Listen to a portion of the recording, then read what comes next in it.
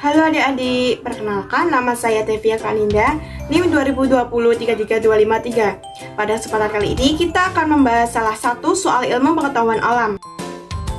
Adik-adik, kita akan membahas soal pada konsep dan objek kajian IPA. Nah, soalnya yaitu sebagai berikut.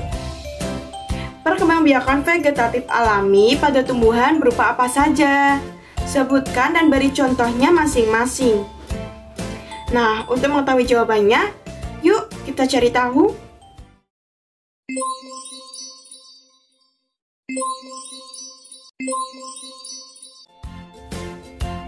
Halo adik-adik, kembali lagi dengan Kak Devia. Baik, kita langsung ke penjelasannya ya.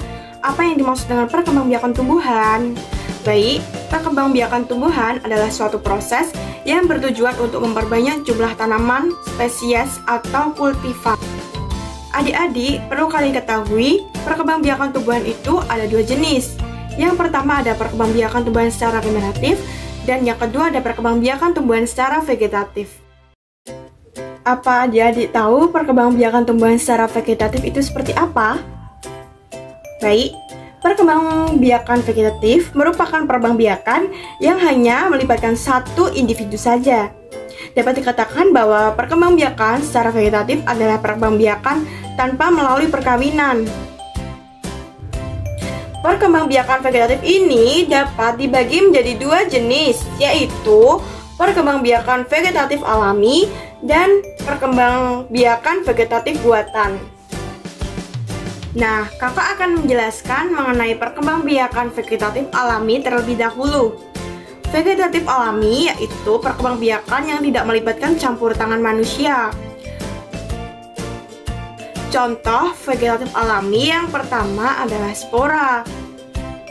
Adapun proses perkembangbiakan kotak spora atau sporangium yaitu kotak spora akan pecah, kemudian spora akan keluar dan jatuh di tempat yang cocok.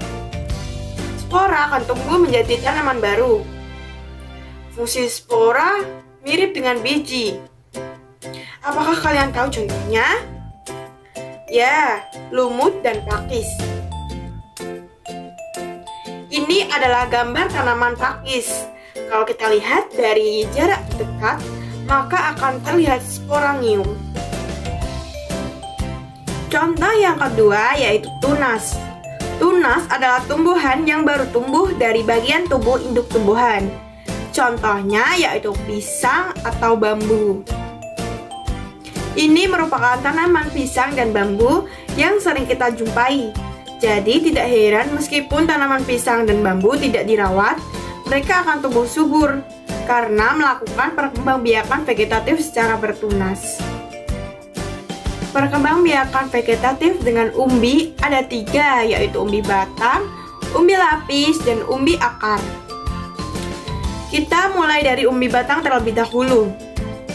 Umbi batang adalah batang yang menggembung dan tumbuh di dalam tanah. Biasanya digunakan tanaman untuk menyimpan cadangan makanan. Contohnya yaitu kentang dan bengkoang. Ini adalah tanaman kentang. Jadi, kalian jika ingin menanam kentang dari kentang-kentang itu, akan tumbuh tunas-tunas baru yang nantinya akan menjadi pohon kentang. Kemudian yaitu umbi lapis. Umbi lapis adalah lapisan daun atau susunan yang berlapis-lapis yang mengelilingi batang dan tumbuhan di dalam tanah. Contohnya yaitu bawang merah dan bombay.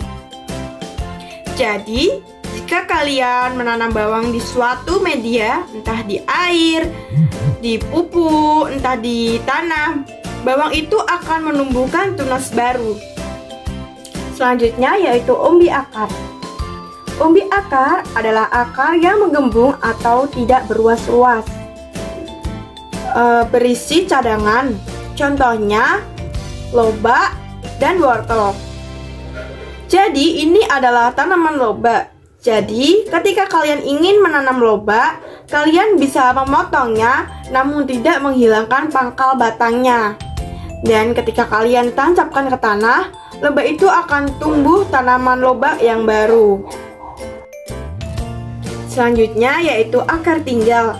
Akar tinggal atau rhizome adalah batang yang tumbuh mendatar di bawah permukaan tanah. Berbentuk mirip akar, berbuku-buku atau beruas-ruas. Contohnya yaitu kunyit, jahe, lengkuas, dan masih banyak lagi. Ketika kita ingin menanam tanaman yang baru, kita bisa memotong sedikit lengkuas dan menguburkannya lagi ke dalam tanah. Vegetatif buatan. Vegetatif buatan yaitu melibatkan campur tangan manusia. Contohnya adalah cangkok, yaitu mengusahakan batang tanaman berakar sebelum ditanamkan ke tanah. Langkahnya adalah mengupas kulit batang, lalu membungkusnya dengan tanah humus sehingga akar bisa tumbuh pada bagian yang dikupas tersebut. Contoh tanaman yang dapat dicangkok adalah apel, mangga, nangka. Stek.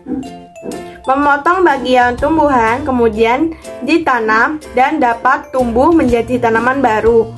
Contohnya yaitu singkong dan mawar. Jadi batang singkong kalian potong lalu kalian tancapkan ke tanah. Dan batang itu akan menumbuhkan akar dan jadilah tanaman yang baru.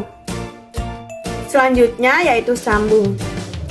Sambung adalah menggabungkan dua batang tanaman yang sejenis.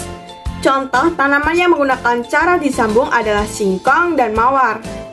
Perhatikan gambar batang yang nantinya akan disambung. Lalu diikat dengan baik agar menyatu sempurna. Hal ini dilakukan untuk keunggulan tanaman. Nah, ini adalah contoh penyambungan dari mawar merah dan mawar putih. Indah kan? Rundu. Mengusahakan bagian batang tanaman agar mengenai tanah atau dirundukkan kemudian dibenamkan oleh tanah. Contoh tanaman yang berkembang biak dengan cara merunduk adalah apel dan stroberi. Perhatikan contohnya. Jadi, ketika dirundukkan pada batang tersebut akan tumbuh akar.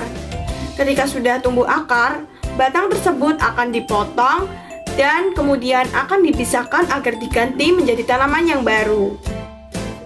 Nah, bagaimana adik-adik bisa memahami kan macam-macam dari perkembangbiakan tumbuhan secara vegetatif dan contoh-contohnya?